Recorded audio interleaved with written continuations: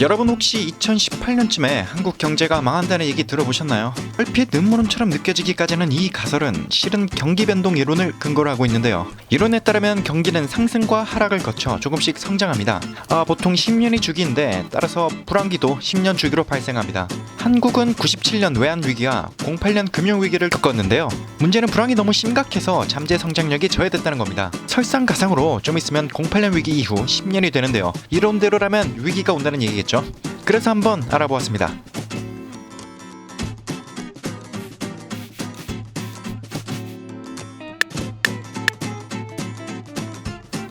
우선 현재 상황부터 파악하죠. 전세계 불경기로 수출은 전년 동월 대비 증가율이 마이너스로 하락세를 타고 있고요. 이 와중에 가계부채는 해가 갈수록 심화되면서 소비 심리가 꽁꽁 얼어붙어 있는 상황입니다. 기업이 돈을 벌어야 고용을 늘리고 가게는 그걸로 소득을 모아 소비가 늘 텐데 이 연결고리가 끊겨버린 거죠. 경기 침체 현상이 나타난 겁니다. 여기에 기업 부실은 산업 자체를 조지려고 하고 가게는 내 집 마련을 위해 빚만 쌓아가고 있습니다. 그리고 위기 시나리오는 항상 나라 밖에서 시작되었습니다. 한국의 경제 위기는 태국과 미국이 도화선이 되었는데요. 97년 IMF 사태는 태국의 외환 위기가, 08년 금융위기 때는 미국발 서브프라임 모기지론 사태가 시작이었죠. 그리고 18년 경제 위기의 도화선은 아마도 중국의 경착륙이 될 겁니다. 성장률은 계속 떨어지고 실질 수요는 내내 회복을 못하다가 갑자기 주저앉아서 대규모 위기가 터져버린 거죠.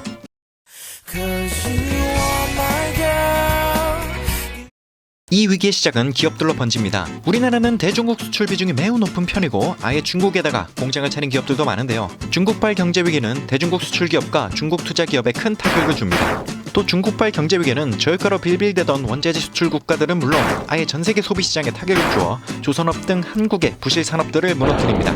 우리나라 경제는 신뢰를 상실하고 자본은 빠르게 빠져나갈 겁니다. 투자자들이 자기 돈이 휘조아야 되는 걸 지켜볼 순 없으니까요. 자본금이 유출된 은행은 자기 자본 비율이 떨어지는 걸 막기 위해 대출 금리를 올립니다. 추가 대출을 막고 변동금리를 적용한 대출에 회수금을 높이기 위해서죠. 그런데 이게 빚으로 빚을 막는 한계 기업들의 줄도산을 일으킵니다. 힘상찮음을 느낀 예금자들은 돈을 찾기 위해 은행으로 몰리죠. 결국 돈이 제대로 돌지 못해 신용경색에 빠지게 됩니다. 이 와중에 우리 가정은 어떨까요? 실업률은 치솟고 소득은 줍니다. 당연히 소비도 끊기죠. 불황은 부동산 시장도 못 피합니다. 버는 돈도 없는데 집값이 떨어져 집을 팔고도 대출을 못 갚는 상황이 오고 말죠. 그래서 가계부채는 폭발하고 은행은 파산하게 됩니다. 동시에 죽어가는 기업과 은행을 살리기 위해 정부는 돈을 퍼붓느라 정신이 없을 거고 신산업은 소외를 받습니다. 이쯤 되면 돈이 제대로 돌고 있지 않다는 게 확 보이고 결국 경제활동의 침체 현상에 빠지게 되죠. 산업과 은행의 부실은 국가 부채를 양적으로나 질적으로 악화시킵니다. 그 빌린 돈으로 디플레이션이라도 막기 위해 국가 사업을 벌여 고용과 수요를 진작시키려고 하는데요. 그러나 신뢰를 잃은 국민은 지갑을 열지 않고 경기는 후퇴하고 이것이 다시 고용과 금융의 회복을 방해해 경제의 불신을 더 키우는 악순환이 반복됩니다. 국가는 부실과 불신에 파묻힌 채 버티지 못하고 부도를 선언하게 됩니다. 시나리오 쓰고 있는 미친 새끼가 아니 그래도 미친 새끼 이 과정은 과장일 수 있고요. 경기 변동 이론이나 경제 위기설은 현실과 다를 수도 있습니다.